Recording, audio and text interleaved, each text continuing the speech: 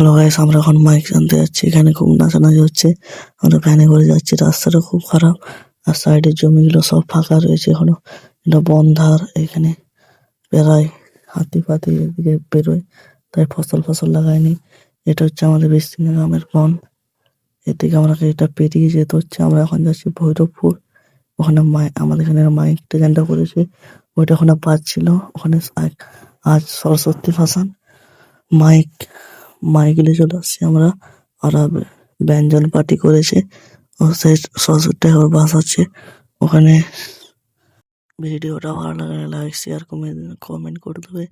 এই কোন পার্টটি ভালো লেগেছে। এখানে হচ্ছে মানে মাইক সেট আপ করছি, তখন দেখছি সবাই নাচানাচি করছে। এখানে ভালোই আয়োজন করেছে ঠাকুর বাসানে।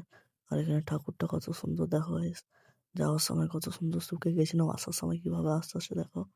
আমি এখন চোঙার কাছে বসে আছি। রাস্তাটা খুব খারাপ, দোপে দোপে আসছি, এক হাতে ভিডিও বানাতে পারছি না।